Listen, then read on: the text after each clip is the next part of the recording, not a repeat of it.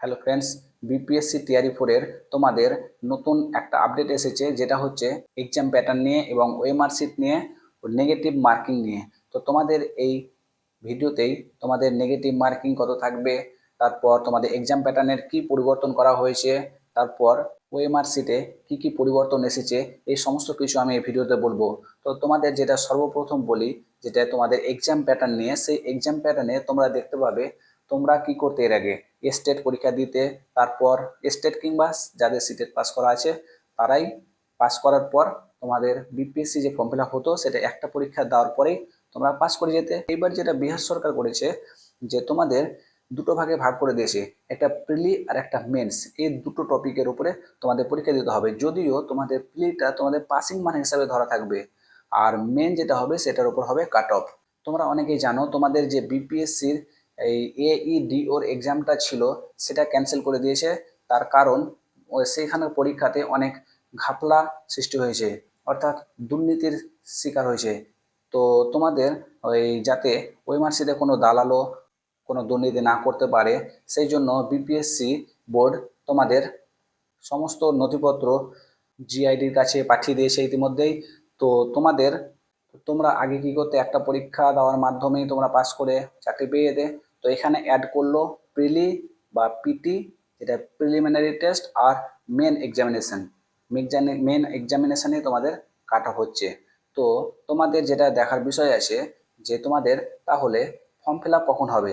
তোমাদের form fill up এই মুহূর্তে হবে বলে আমার মনে হচ্ছে না, কারণ জুলাইয়ের আগে ফর্ম ফিল আপ হবে বলে আমার মনেই হচ্ছে না। তার কারণ তোমাদের যে বিপিএসসি বোর্ড এক্সাম প্যাটার্নগুলো চেঞ্জ করেছে, ওএমআর শিটগুলো চেঞ্জ করেছে, সেগুলোকে তোমার জিআইডির কাছে পেশ করবে, তারপর সরকার সিদ্ধান্ত নেবে তোমাদের এই এক্সাম প্যাটার্নটা থাকবে কিনা, যেটা বিপিএসসি বোর্ড তৈরি করেছে। কি তৈরি করেছে? প্রিলি আর মেন্স পরীক্ষা দিচ্ছই, তারপর নেগেটিভ মার্কিং কি কি থাকবে। নেগেটিভ মার্কিং তোমাদের যেখানে থাকবে, সেটা হচ্ছে, তার আগে বলি যে তোমাদের ওএমআর শিটে কি পরিবর্তন করা হয়েছে। ওএমআর শিটে তোমরা এর আগে বিপিএসসি পরীক্ষার ফর্ম ফিল আপ করেছো, এক্সাম দিয়েছো যারা, তাদের দেখবে বা প্রিভিয়াস ইয়ারের দেখবে কোশ্চেনগুলো, যে সেখানে কোশ্চিনের 4টা করে অপশন থাকতো, এবং সেই 4টা অপশনের মধ্যে তোমাকে একটা টিক করতে হতো। তারপর অনেকে কি করতো, যে পরীক্ষায় কোনো অপশন চয়েস না করে খালি ওই মার্কশিট জমা দিয়ে চলে আসতো। তার ফলে কি হতো, যে তারা ফর্ম ফিল আপগুলো বা গোল গোল করে তোমাদের দুর্নীতির যেই কাজকর্মগুলো করতো, আমি সে বিষয়ে আর বলছি না। তো এইবার যেটা তোমাদের নিয়ম করেছে, সেটা তোমাদের এই ABCDE, এই 5টা অপশন তোমাদের এখন থেকে থাকবে। মনে করো তুমি যেই কোশ্চিনের অ্যান্সারটা করবে, সেখানে 5টা অপশন আছে, ABCD, এই 4টার মধ্যে তোমাকে অ্যান্সার চয়েস করতে হবে। তো যে কোনো একটা অ্যান্সার চয়েস করে দেবে যেটা তোমার মনে হচ্ছে, কিংবা সন্দেহ যেটা হচ্ছে অ্যান্সার, সেটা তুমি চয়েস করবে। এবার মনে করো তুমি অ্যান্সার পারছো না, তাহলে কি করবে? অ্যান্সারটা ছেড়ে চলে আসবে, তাহলে তো ফাঁকাই থেকে গেল। তো বিহার সরকার যেটা বলতে চাইছে, তোমরা যদি নাম্বার এই জন্যই করা হয়েছে, যে তুমি অ্যান্সার পাচ্ছ না বা পারছো না, তো তখন তুমি নিচের যেটা অপশনে থাকবে, সেই টাকে তোমরা গোল করবে। ঠিক আছে, মানে 5টা অপশন থাকছে, টাকে গোল করবে। গোল করার মানে হচ্ছে তুমি বা তোমার তোমার কোশ্চিনের অ্যান্সারটা জানা নেই। ঠিক আছে, তার ফলে এটা কিন্তু করতেই হবে। কেন করতে হবে? যে তোমরা যদি না করো, তাহলে কিন্তু সেখানে যারা যারা পরীক্ষা নেবে, তারাই কিন্তু গোল করে দেবে। আর যদি গোল বাই চান্স না করো, তাহলে কিন্তু তোমাদের 1/3 নাম্বার কাটা যাবে। ঠিক আছে, এই কথাটা তোমরা মাথায় রাখবে। যদিও বিহার সরকার বা বিপিএসসি বোর্ড নোটিফিকেশান নিয়ে আসবে, তবে এই নোটিফিকেশান নিয়ে আসতে অনেকটা সময় লাগবে। তো তোমরা তাহলে কীভাবে পড়বে? তোমরা পুরনো যেটা সিলেবাস আছে, প্রিলি, মেন্স, এগুলা এখন ভাবনা চিন্তার কোনো ব্যাপার নাই, কারণ সিলেবাস যখন আসবে তখন সেই হিসাবে প্রিপারেশান নেবে। তো যেটা তোমরা জিকে করছো, সেখান থেকে পড়াশোনা করো। আর আমি একটা দুটো করে জিকেগুলো এই ইউটিউব চ্যানেলে দিচ্ছি, তোমরা সেগুলো দেখতে পারো। প্রিভিয়াস কোশ্চেনেও এই ইউটিউব চ্যানেলে আমি দিব এবার থেকে। আর একটা বিষয় যেটা হচ্ছে, AEDOর যে পরীক্ষাটা ক্যান্সেল হয়েছে, তোমাদের পরীক্ষার আগে কিন্তু তাদের পরীক্ষা নেবে। তাহলে কি হচ্ছে, তোমাদের পরীক্ষাটা নিতে অনেকটা লেট হয়ে যাবে।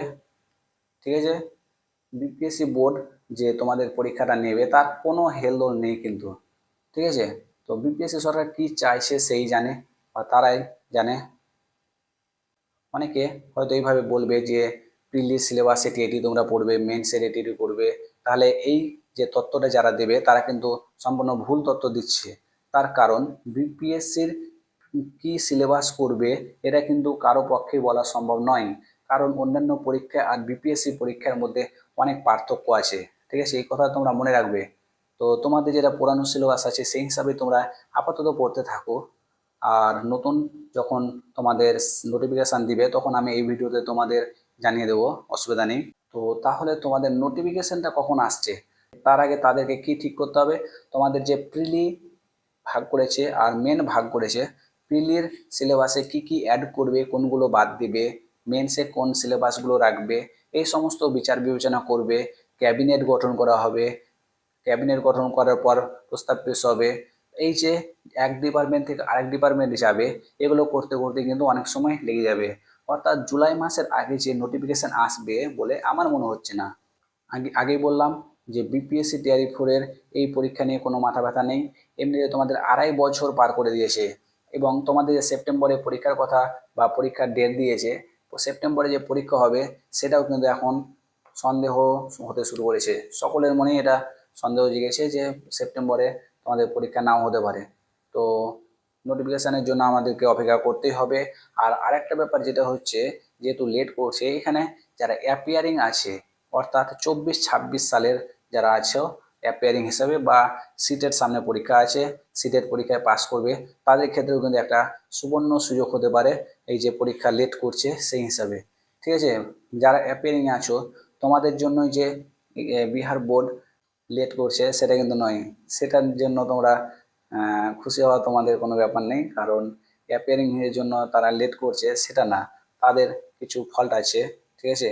তারা তাদের কোনো ইয়ে নেই, ছাত্রছাত্রীরা যে ফর্ম ফিল আপ করতে পারছে না, পরীক্ষা সামনে সেপ্টেম্বরে ছিল, তো সেপ্টেম্বরে পরীক্ষা হবে কি হবে না তারা তাহলে কি জবাব দিবে, বাড়ির লোকজনদের কি বলবে বা বাইরের লোকজনকে তারা কি বলবে পরীক্ষার বিষয়ে, যে পরীক্ষা হচ্ছে না, হ্যাঁ 2.5 বছর পার হয়ে গেল, এই নিয়ে কিন্তু স্টুডেন্টরা অনেক দুশ্চিন্তায় ভুগছে।